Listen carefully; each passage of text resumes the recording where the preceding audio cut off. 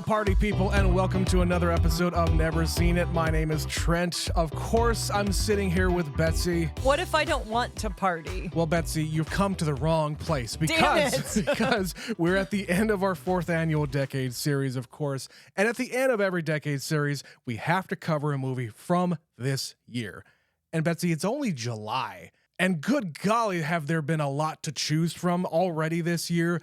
But of course, we couldn't let the rest of the year go by without watching the biggest fucking movie of all time, at least for this year anyway. We're watching Sinners today. Betsy, neither of us have watched this movie yet because we're busy doing this podcast covering old movies that we haven't seen yet. We don't keep up with the times. It's not that kind of podcast. But of course, we've absorbed some stuff about it. We can't avoid it. We're on the internet. We are alive. It is a huge movie, and it just keeps on keeping on. We're recording this in July. It's been out for like 2 months, and people are still raving about Sinners. Yeah, and it just hit HBO Max, so we can finally watch it for free. Semi-free anyway. So, Betsy, why don't you tell the people what you know about Sinners so far? Because I don't know if I'm going to be able to say much just based on what I know, so go ahead. So it's a Ryan Coogler movie. Yep. He's teaming up again with Michael B. Jordan. These two have an ongoing filmmaking partnership. They have made many, many movies together, and they keep on doing it. Did he do any of the Creed movies? Yes, he Coogler did at did? least the first one, if not all of them. But Okay. he definitely did the first one. They did Fruitvale Station. They did Black Panther. They've made many movies together. Okay.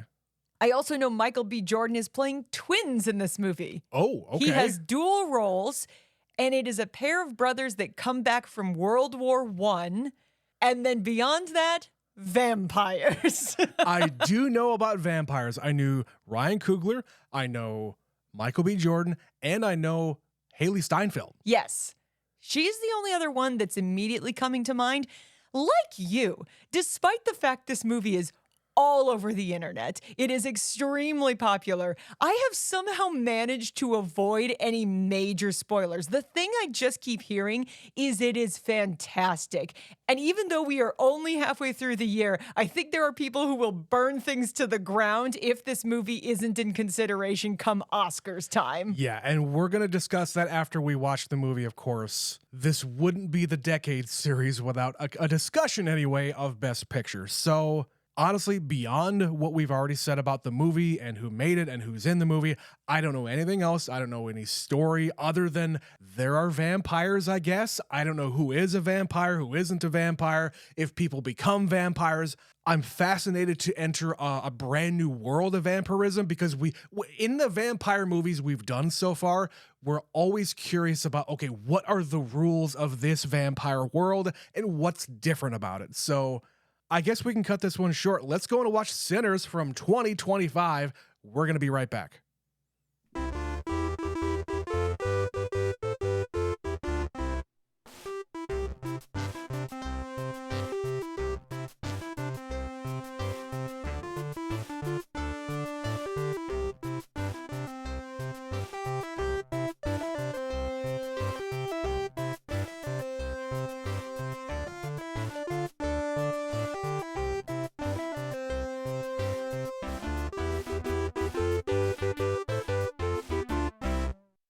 Betsy, we are back after watching Sinners.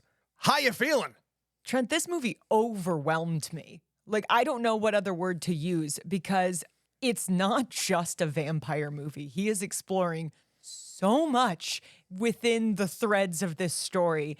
And then at the end, it just kind of keeps going. Like, you think it's over. Like, we were watching it on HBO, and it does the thing in the app where it minimizes the fucking screen. Yeah. The movie's not over yet. Fucking assholes don't do that. You knew there was something else, so you wisely expanded the icon again so that we could see the rest of the movie. I had heard at some point in the coverage of this movie that there were ending sequences here.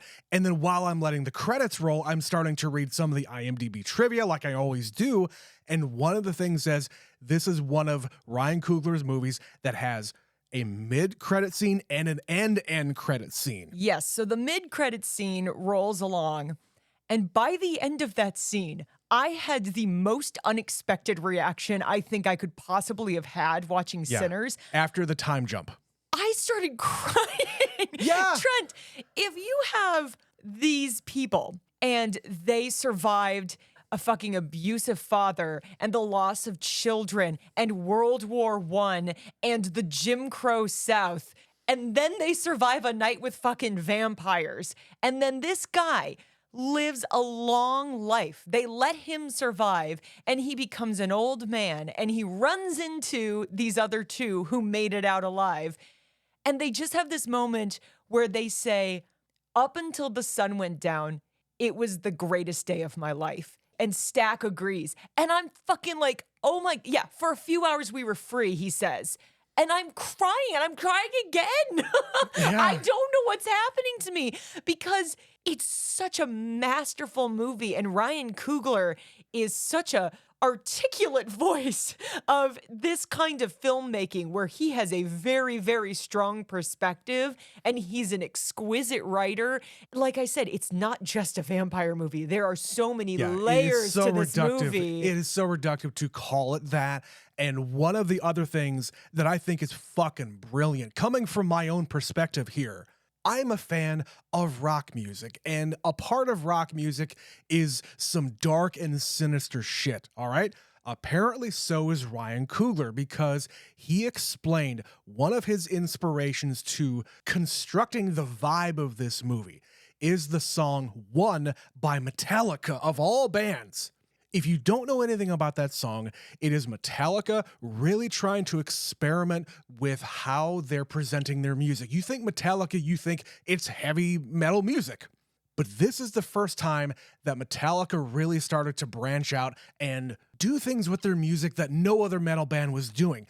If you haven't listened to it, go and pause this podcast, go and listen to One by Metallica we just did, and just kind of vibe out with the ever-growing just darkness that is being presented in that music. It starts off very, very low-key, but by the end, you're thrashing your own head. There is an arc to the music in the way that there is an arc to this movie. Yeah, there's an arc in the storytelling of that song and this movie. If you listen to this song completely out of context and you say, okay, now think of Sinners, you're going to go, oh my God. Yes, like I said, it's fucking brilliant. I completely get this vibe. Like that, seriously, layers upon layers of exquisite filmmaking. And as I said, I'm overwhelmed. I'm overwhelmed, Trent. I knew this was going to be a good movie because literally everybody I know who has seen this has been raving about this film. Yeah, and so many people have gone to see it so many times, and thankfully, again, this is available for everybody to watch very, very soon after it came out. I think it came out in April. So again, thankfully, it is going to be out for a lot more people to be able to see and see all the time and just witness how this thing is put together. One thing that I've kind of taught you over the years is to watch for aspect ratios. Whenever there is a movie where where the frame is filling the screen, that is because they're using a special kind of film, a special kind of camera. And in this case, Ryan Coogler got help from Christopher Nolan's wife/production assistant. She came on set and showed him how to use a fucking IMAX camera. Those are IMAX shots that you would get out of a Christopher Nolan movie because you need this huge aspect ratio to capture everything that he wants to show you. You need that big canvas. It's like when we watch The Dark Knight. Absolutely. It's something you don't even necessarily notice it, but you notice it at the end of this movie where he's constantly flipping back and forth because the movie starts in the full and then it gets really narrow. And then as things pop off, the big finale of the movie, we take up the entire screen for the carnage. And they even do it here where it's not just we're cutting from one camera to the other very, very sharply like they do in the beginning part of the movie. No, they let you see the full frame kind of expand out, and there you know that you are in for it here.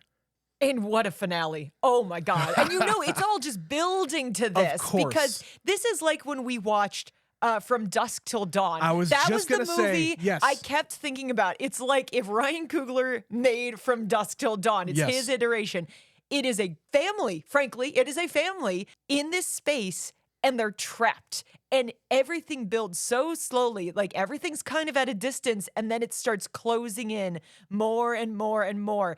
And you're realizing, like, this is fucking scary, Yes. and they have no idea what's going on outside and what's coming for them. Yeah, it's another movie that we haven't mentioned here, also directed by Robert Rodriguez, is a movie called The Faculty, which, again, apparently Ryan Coogler was very much inspired by. He said Robert Rodriguez is one of his heroes, and those two movies are some of his favorites.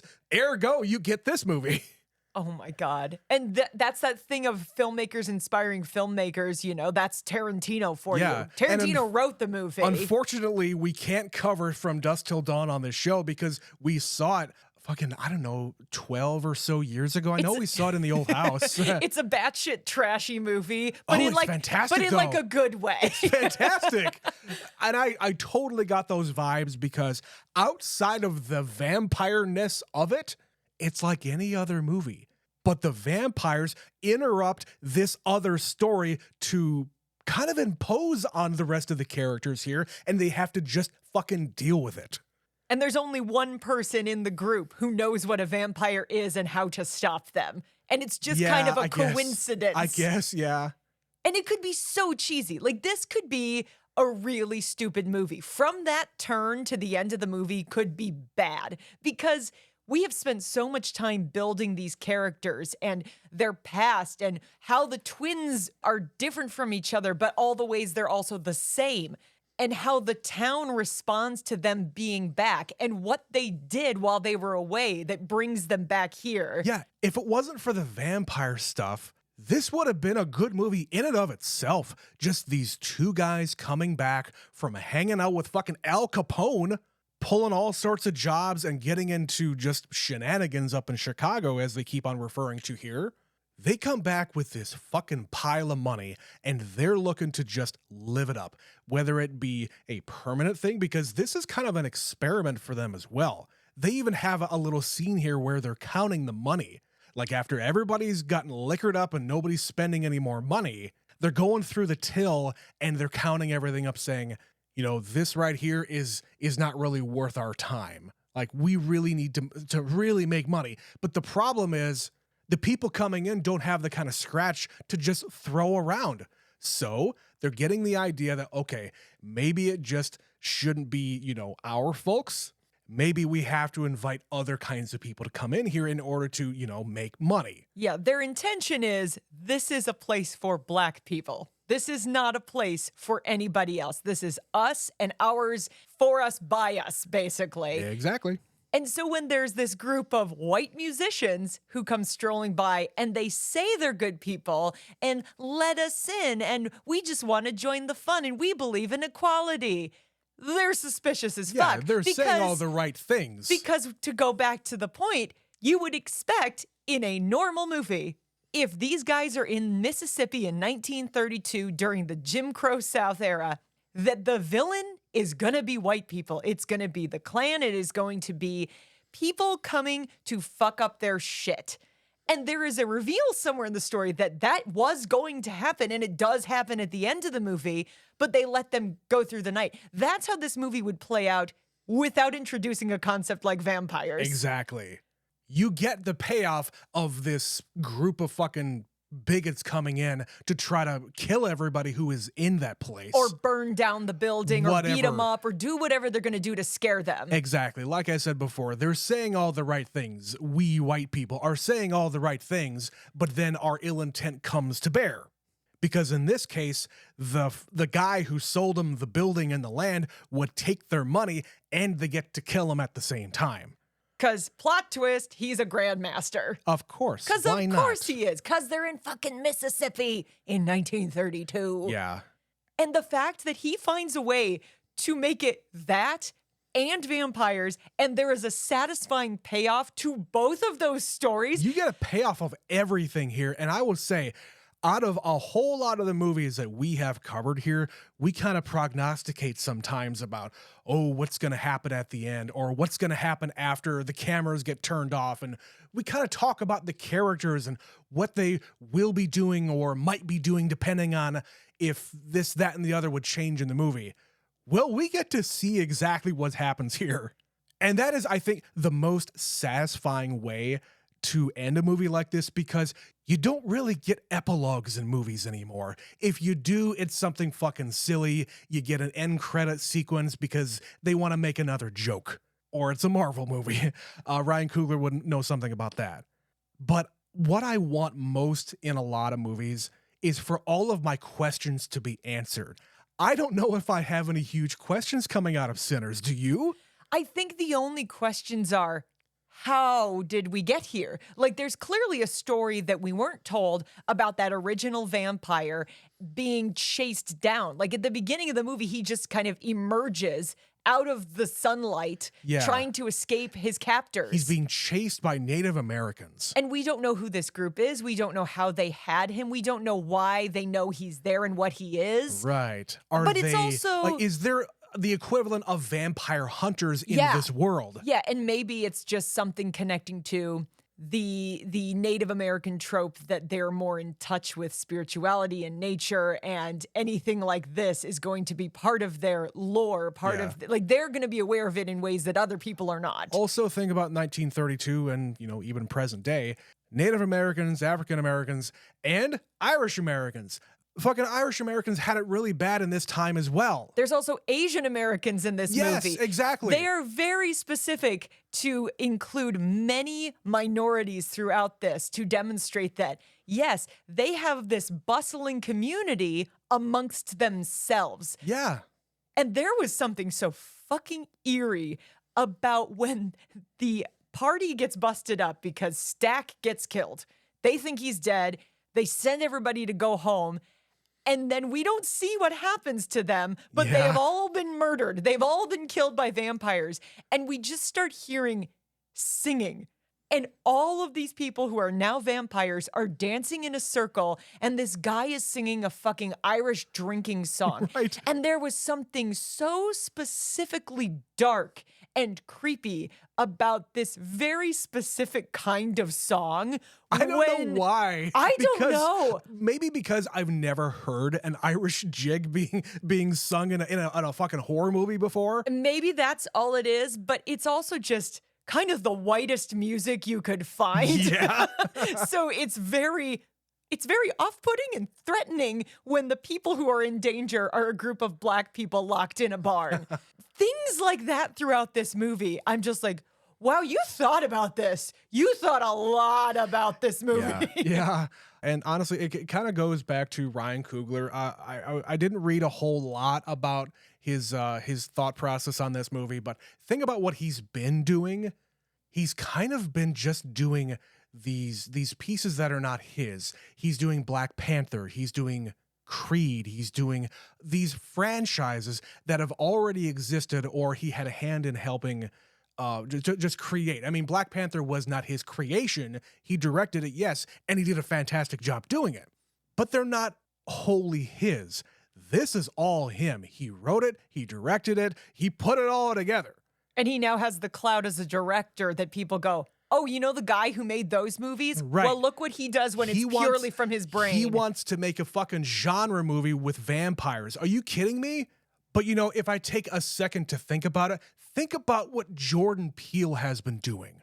Think about how successful those movies are and how well regarded they are. And this is a guy who's best known for comedy. Yes. And he's like, but guess what, bitches? I have something so different up my sleeve. There's so much extra context and so much extra content that you can throw in movies like that because you have a different perspective. How many horror movies have been made by black people?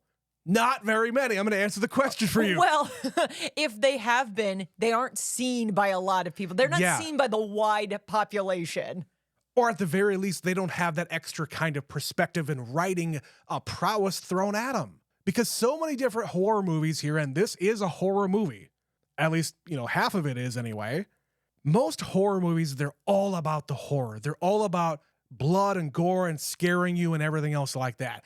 Because you get the extra backstory with some of these characters, and you get to know them, you get to sympathize with them, you get to really see what this world is. because you get that. It just makes it that much better when everything comes crashing down. Trent, counterpoint. The whole thing is a horror movie because these guys are dealing with a lot of shit that you and I, as white people, do not have to deal with. They are living in a time and a place where these guys in white hoods could show up at any moment and kill them. Or like they drive by the chain gang and they just shoot a guy because he hollered out to his friend driving by. Totally. Or and like even right after that scene, during that part, Delroy Lindo is recounting a story of something that happened to him and his friends. And they are playing the audio of what happened. He's describing a lynching and you're hearing it happen. Yeah. Like, that's a fucking horror movie if I've heard one. Again, going back to the Jordan Peele movies, unfortunately, we've only ever seen Get Out, but from what I understand from the rest of his movies, there is this undercurrent that he's kind of pulling people like you and me, you know, very white people. He is pulling people like us in and showing you this is the horror that we deal with. This is the terror that we live with on a daily fucking basis. Even in modern day, it is exaggerated to a point that works for a movie, and you kind of have to do that. But the underlying tones of this movie are very apparent throughout. So I think that's a good enough place for us to take a break here. We're going to compose ourselves, and we will be right back after a word from our sponsor. Critics everywhere are raving about patreon.com/neverseenitpod. Superfan Stephanie says, all this for $5 a month? Incredible. Phineas Butterfield of the New England Journal of Medicine calls it available content. Betsy's grandma says, what's a podcast? Don't miss your chance to experience this phenomenon. Join today.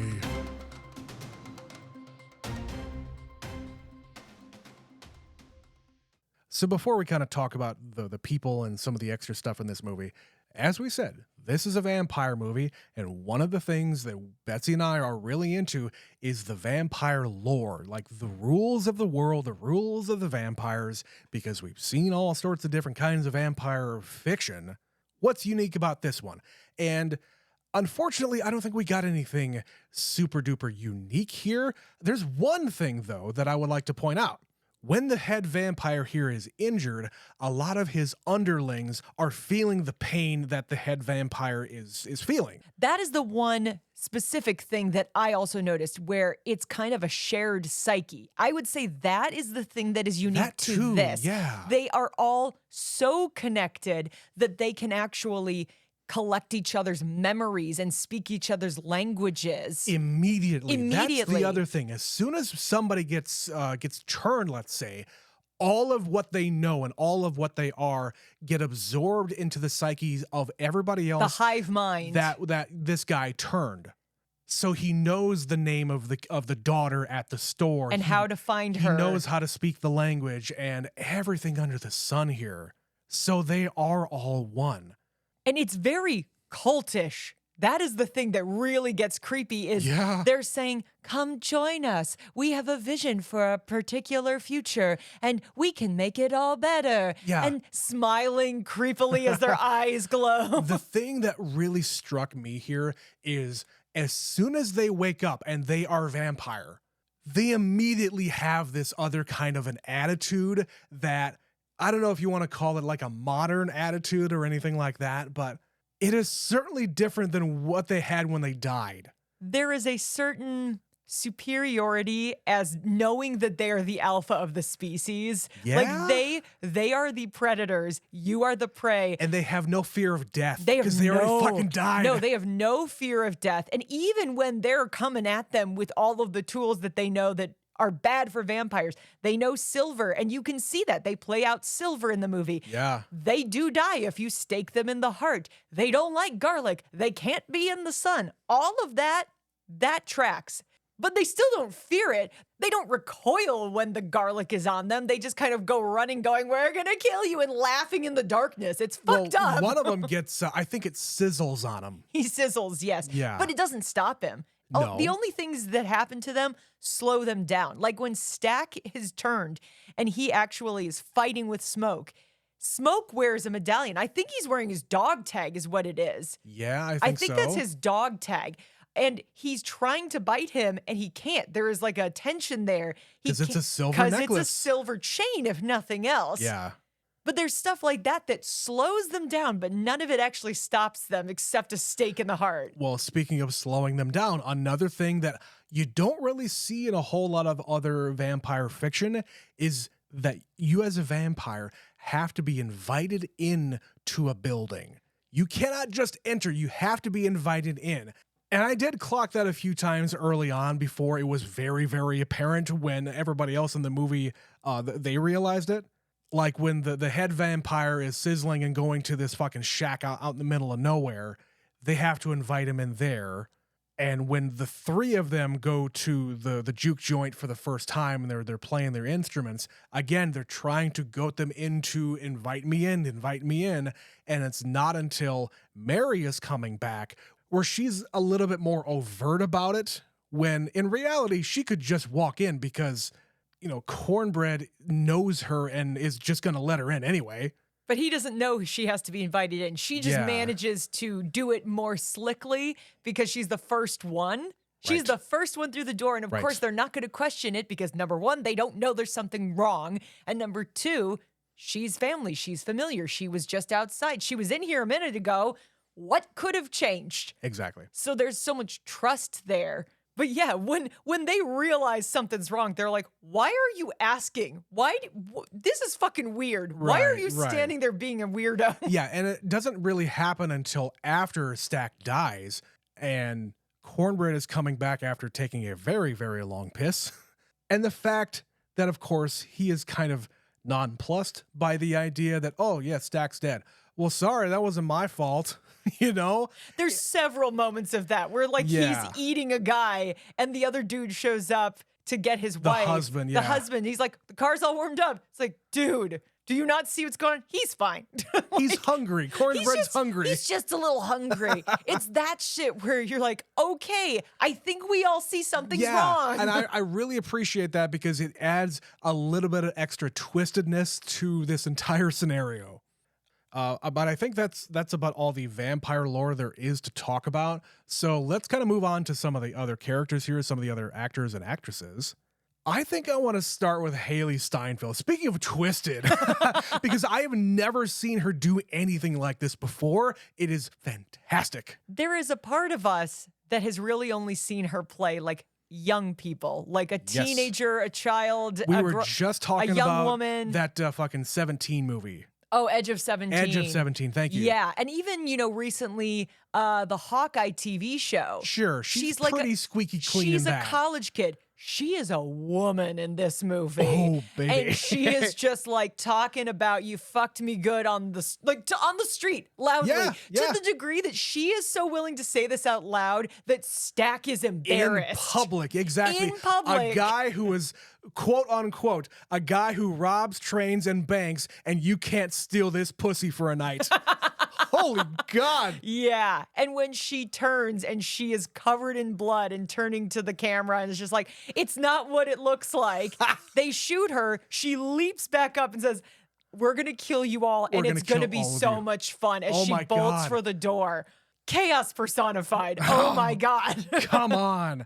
Yeah, I think that is the breakout performance here of the people that we know anyway. It's very, very different from anything I've seen her do before. Yeah, because of course, Michael B. Jordan is the slick motherfucker that he is in everything we've ever seen him in. He just gets to do it times two. Yeah. And they're very different. Like, I was concerned because, dumb audience members watching a movie where the same actor plays twins, they have to do certain tricks to make sure, at least at the beginning, you know who is who. And Yeah. so they have like different colored hats. Yeah, they have One- different I'm- kinds of hats too. It's Yes. not just the color. Smoke wears a blue hat and Stack wears a red hat.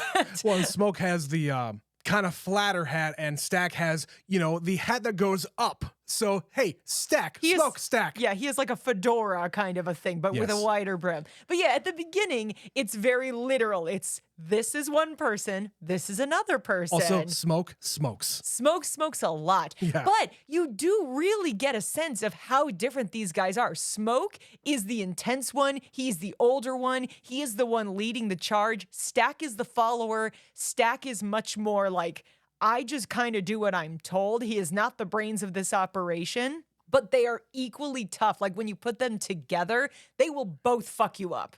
Yeah, they totally complement each other in whatever it is that they do. And when their significant other comes in, they turn into completely different people. Like Oh, Smoke, yeah. this super tough guy, we find out he and this woman had a child together.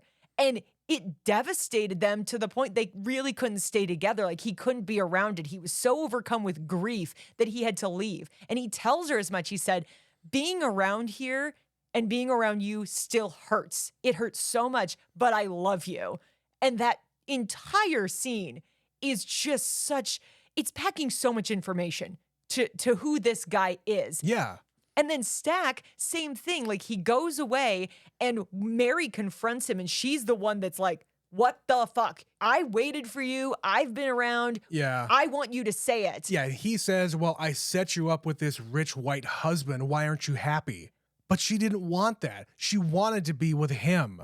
And the other kind of thing here where they don't talk about it all that much is that Mary is half black. Is she half or a quarter? She's partially at least. Sure. She's basically passing. That is what she is. That's the But word, yes. she would rather be with this person Right. than passing as white because that's where she feels she belongs. Yeah, and I'm sure there's a whole lot of extra context behind that Betsy and I are probably not going to get on this viewing anyway. But I know it is a major portion of this story. And the way that Stack interacts with her, like he tries to kick her out of the bar and then completely just says everything that she wants to hear. I love you and I want to protect you and Right. I can't live without you kind of a thing. Yeah, he kind of melts. Both of them do. And so they both have this arc. And then when Stack turns, he is a completely different Stack. So Michael B. Jordan is putting in the work in this. And it is so nuanced and so expertly done.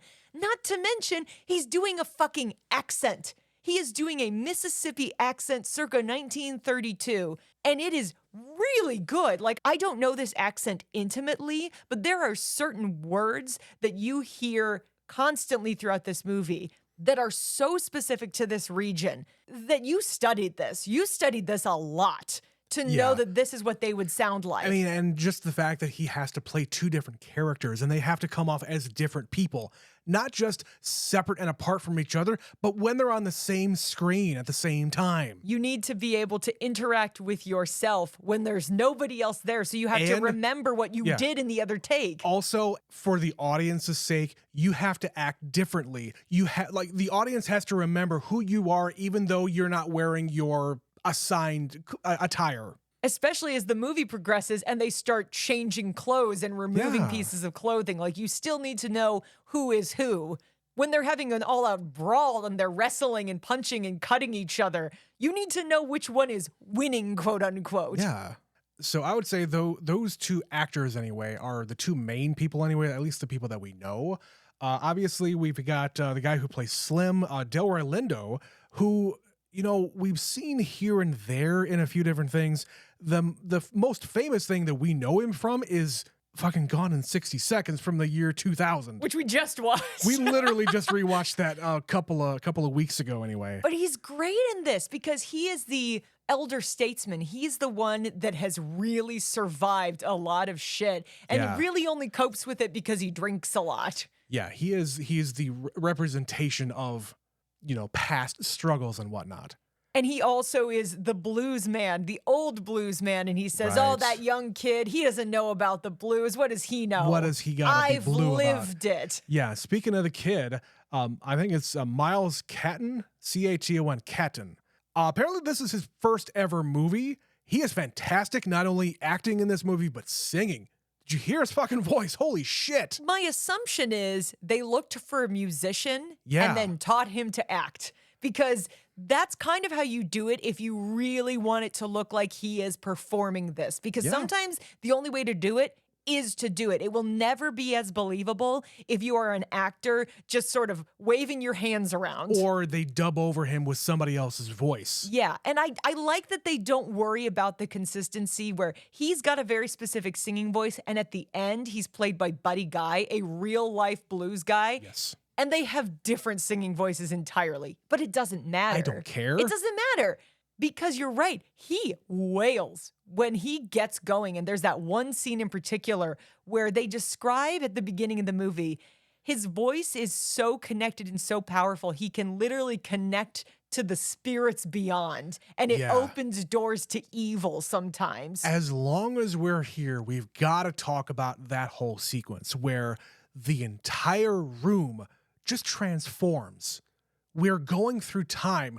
We see people pop up from the past, like from fucking ancient Africa. We have people from kind of the present, like there was a representation of LL Cool J doing fucking breakdancing on the floor. There's a DJ, there's a guy with an electric guitar, there's all of this activity happening as this camera just pans around him. It is such a thing about how music and what it represents to different cultures passes through generations and passes through time and continents. It's what connects culture. It's part of it.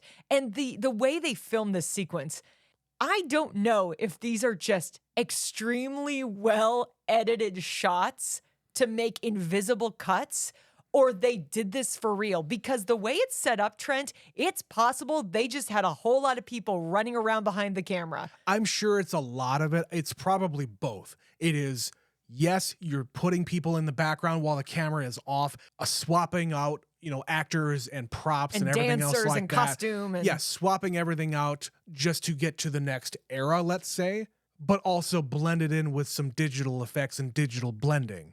But yeah, that entire sequence is so impressive. And I feel like only a guy like Ryan Coogler's brain could make something like that a reality, because I couldn't think of any of that. If I was a film director and I was trying to think of, okay, I need this, and this, I need to be able to represent going through time and all of the different musical influences and cultures and everything through fucking millennia, I need to be able to represent that on screen. Can you do it? No. I could not do that. And manifesting that idea that they've set up at the beginning of the movie of the power of music. And that the fact that even through this building burning down, which is what we see here, even though the building is burning down, they keep on dancing. They keep on singing. I think that's really the message here. Throughout all of the trials and tribulations that everybody represented here has gone through, they keep on going. And it's also the omen, the bad omen of what's to come. Yeah, because sure. outside of this burning building are the three vampires. And this is where they make their debut. And just those two scenes back to back, that's the transition. What? That's the fucking transition. Yeah. There are some sensational transitions in this movie. What I mean by that is it's the transition from, hey, this is one kind of a movie. Act 1 to Act 2, exactly. basically. It turns into the vampire movie that we were promised. But what I was saying, too, there are some great transitions in this. 100%. So right after this is when Mary goes out to try to figure out if this group of people are on the level. Sure. And she's like, okay, y'all are weird. I don't like the vibe. I'm going back inside. As she's walking towards the camera, in the background, we see the vampire leap into the air. Mm-hmm. And where there would be a scream because he is attacking her, we cut quickly to inside where this woman is singing, and she is basically singing a high note that sounds like a scream. Yeah. It's such a smart cut. It's so brilliant. Because, of course, you expect in a movie like this where there are vampires going after a woman, what happens when a vampire bites a woman? They scream. That's how it goes in movies like this. But no, you transition to something else that sounds like it, and it's fucking perfect. And then during the same song, There's a guy in the back cheating at dice, and when they Yes. prove he's a cheater, Smoke says, take care of this guy, and everybody in the room starts kicking the shit out of him. Yeah. And everybody is stomping to the music. Yeah, everything is going to the beat.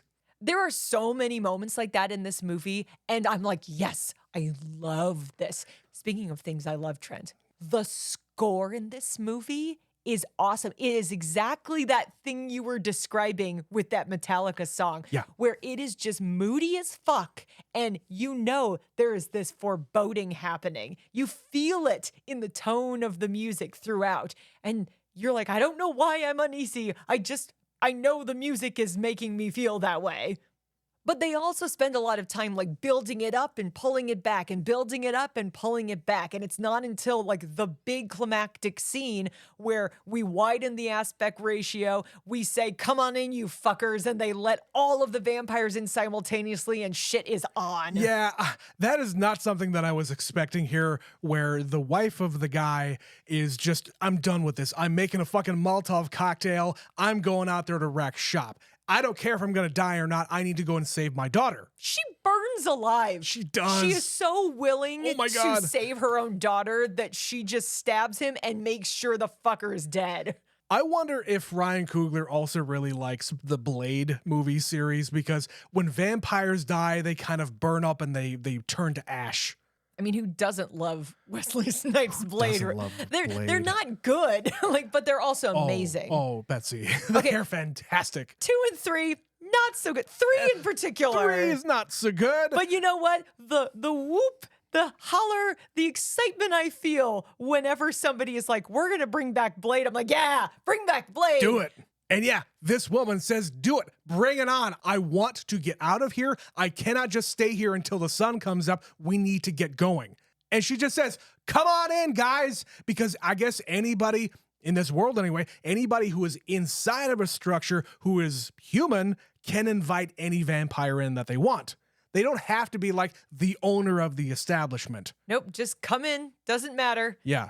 Speaking of being inside, of course, there's a moment where Stack is dead in a room and they lock the door. Yes. And he goes, knock, knock, fucking let me out. Why am I locked in this room? Still trying to play coy like, I'm not a vampire. Like, just let me out. It's fine. Yeah.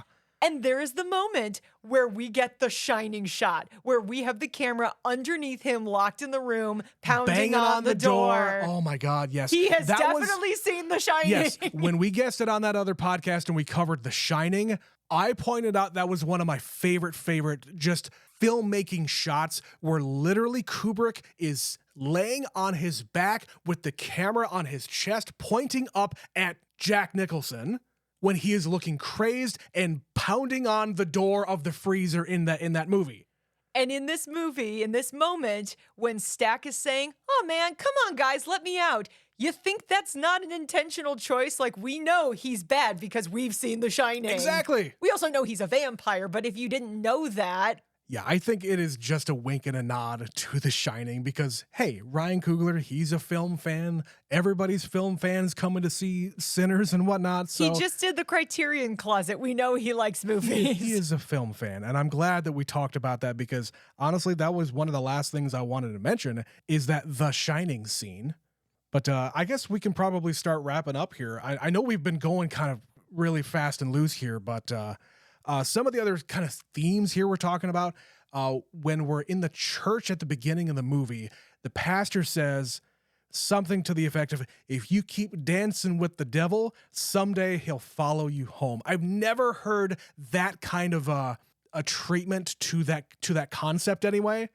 Dancing with the devil, what's after that? Well, he's going to follow you home. There's also another piece of this too, because we've got the pastor and the pastor's son, but then Annie, the woman who is with Smoke, is also into magic. So she's got more of that long line of African ritual magic to her. That was the next thing I was going to bring up here, because they mention it a couple of different times.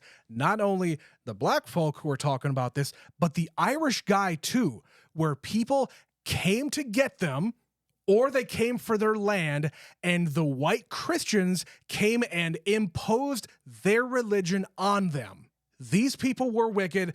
You need Jesus, and you need to accept what we are putting on you. When in reality, they already have their own kind of customs and everything else. And the two people who are left alive at the end of the movie, Sammy and Smoke, have their different moments where there's something tying them to one of those pieces. Because when Sammy thinks it's the end, he starts saying the Our Father, which Yes. to a guy who hails from Ireland, or at least part of him does, because who the fuck knows how many psyches are connected to this guy, he just starts reciting it with him. He's like, oh, they still bring me comfort, those words. Even though they were the words that were forced upon me by the people who took my land. And Smoke, he wears a little satchel, a talisman that Annie made for Yeah, him yeah, yeah. based on this magic and this spirituality. And she even like refreshes it for him at the beginning of the movie. And it's not until he's ready to die that he tugs it off. And it's that kind of old world religion and new world religion that is very, very specific to this kind of culture because, you know, African Americans do not hail from America, but they have now been here for so long that they are now tied to a lot of religion, especially in the South. Some of it is connected to more of the African religions, and some is like Baptists and Methodists and things like Yeah, that. It's stuck, honestly. But it's very much important to them, whatever it is. Yeah. Well, I know what is important to me, Betsy, and that is talking about Oscars because we do that every year. And I will say, I was a little skeptical coming into watching Sinners because, man, it's a fucking vampire movie. How could it possibly be in the running for? Oh, no. I'm here to say I'm wrong. I fully believe that this movie is going to be talked about here at the end of the year, going into next year, Oscar season and award season and everything like that. Well, and remember, Trent, this is the Decade series. Our first 2 years we did Yes, this, yes. the movie that we watched for that year went on to be the Best Picture winner. For some reason, they ignored Hitman last year, but it's fine. We still got 3 out of the 4. So let's continue on here. First of all, I'm not going to talk about Best Picture or Actor or anything like that. I'm going to talk about cinematography here. Oh my because God. Good God, does this movie look fucking gorgeous. All of these landscapes where they're just driving down roads through cotton fields, like left and right as far Yeah. as the eye can see. And using that IMAX camera where you get the big aspect ratio where you can see fucking everything out there. Also, I'm going to say editing. Because editing here, especially when you got the two Michaels B. Jordan on screen, Michael B. Jordan. when they're on screen at the same time, and there's one moment here at the beginning of the movie where one of them, I don't remember who, one of them rolls a cigarette and lights it and gives it to the other one. They're passing it back and forth. Do you know how hard that is? Because you either have to have an invisible plane and edit it together extremely well, or you have to have a double and digitally change their faces. Yeah. Either way, it's not easy to do. Either way, it is impressive as hell that the fact that they did that.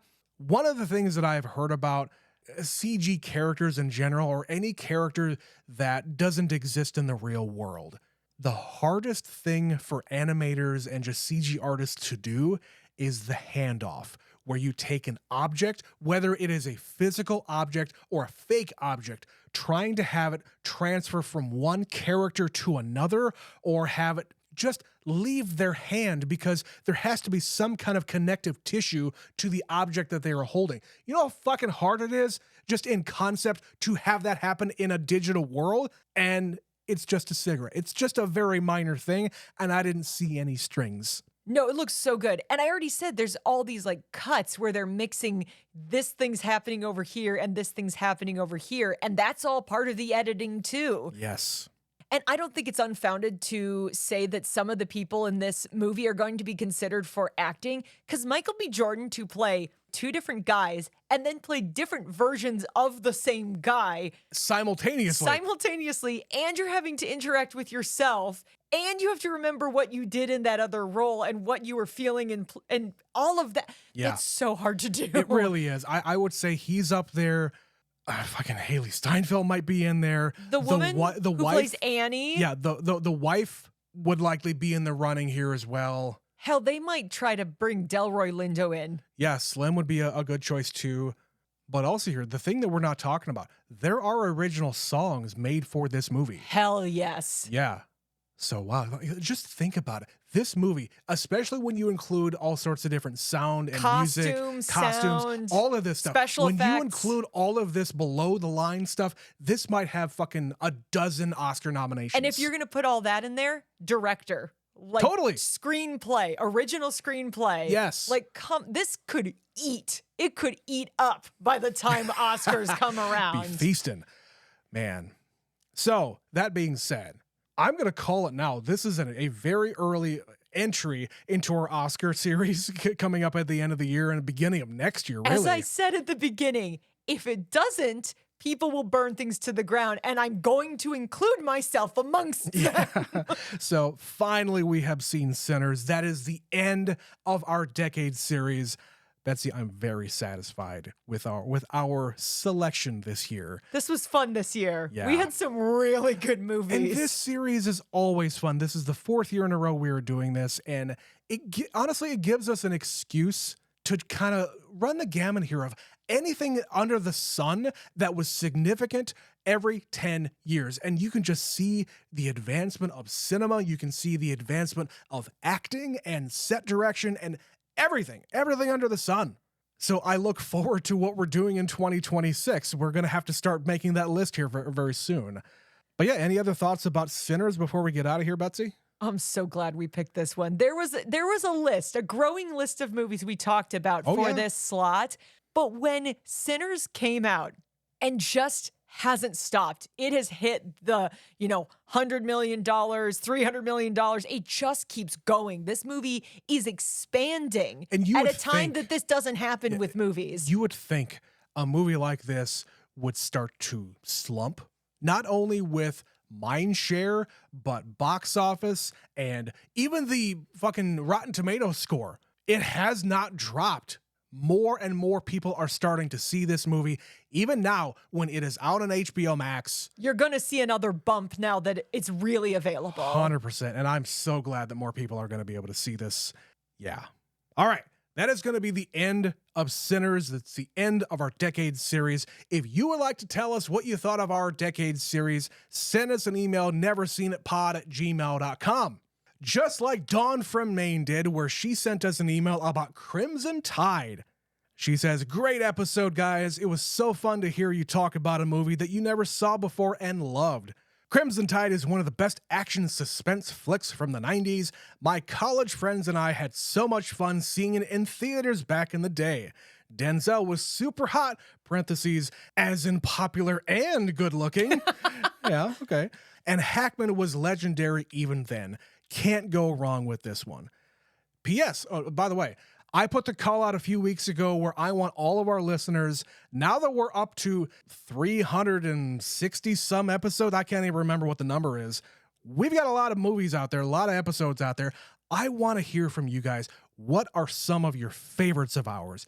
We can't judge our own content here, but I mean, don't we know. can, but it's going to be different. We're not doing it for us. No. So I want to hear what the people think. yeah, so Dawn says, "My favorite episode of yours was one of the first that I ever listened to, the one that you did on past lives. Just a profound movie and a really nice conversation about it." Yeah, we got in our feelings in that episode. Definitely. And that's one of those where, half the time we're talking about the movie, the other half we're just talking about ourselves and our own past lives. So yeah, movies like that really get it out of us, at least the emotions that we're feeling. And, we like to talk about ourselves sometimes because, hey, you can't see us. You don't know us. You barely even know our names. Anyway, but Dawn says, "Happy summer, Dawn from Maine." Well, thank you very much, Thank you, Dawn. I know you've been around for a while. This is not the first time you've emailed us, so keep it up. Maybe someday you can be a super fan like all of our other super fans out there. And guys, how you become a super fan? Well, number one, you email us. And number two, you can go to patreon.com/neverseenitpod, where you can get not only the fucking 300 plus episodes that we have out there for free, but you can get over 100 extra pieces of content over on Patreon. We got our Hall of Fame. We've got romance movies. We got horror movies going on right now. We've got a randomizer. If you like the Decade series, you will love the Wayback Machine because this device sends us anywhere in the time frame between 1960 and 2010, where we have to watch whatever is playing in the theater at that time. And they're not all winners, I will tell you that right now. They're not all winners, but and our they're all conversations are fun. yeah, and they're not all movies that we would have normally picked. Or they're movies that we have put on the back burner for so long, it forces us into finally watching it. And my God, have some of them been transformative movies for us. Yeah, and if you're not already a patron, we announced on the Wayback Machine episode last month that we got transported to July of 1977. What was a big movie in summer of 77, Betsy? The only movie that fucking matters from 1977, that would be Star Wars. We're going to be covering the original Star Wars, and not only are we covering the original, Star Wars Episode 4, we're not even covering Episode 4. We're going to get a copy of the original ass fucking Star Wars. As it would be seen as it was seen in 1977. That's the version that we are covering on the Wayback Machine this month. So go and sign up now. And we wouldn't have watched that movie in any other context. This is a podcast about movies we haven't seen. Do you think really we wouldn't have seen Star Wars? Surprisingly, those people exist, but we are not them. The Wayback Machine tells us what to watch, and that's what we watch. The Wayback Machine gives us what we need, Trent, even if we don't know we need it. It's not what we need, Betsy. It's what everybody needs. Okay. So go to patreon.com/neverseenapod to sign up today. $5 a month gets you access to all of that content. But finally, we're at the end of the Decade series, but somehow we're not at the end of the month. So we got 2 Sundays left of July. Betsy, I feel like we're missing something here. There's something we do once a year, at least for the past 3 years now. What are we doing next week? Well, we are cooking up a new series for the month of August, but before we get there, we've got 2 more spots, and we're going to be watching some things just off of our watch list, some random things, starting with a movie that you alluded to. Every 50 episodes, every 100 episodes, I don't know, I've kind of lost track at this point, but right now it's usually once a summer, we watch an M. Night Shyamalan movie, and we've been doing them in order. So if you've been paying attention, we've already done 3, which means we're on to movie number 4. So next week, we are going to be watching The Village. I've never seen any Shyamalan movie outside of this podcast. As Betsy said, we've already covered The Sixth Sense, Unbreakable, and Signs. And we will get through all of them someday, Trent, because even I dropped off at a certain point. I think kind of everybody did at some point, but yeah, this has turned into about our once-a-year tradition to watch a Shyamalan movie. So come back next week for a Shyamalan movie. The Village is next. But until then, my name is Trent. And my name is Betsy. Come back for another episode of Never Seen It. Bye-bye, folks.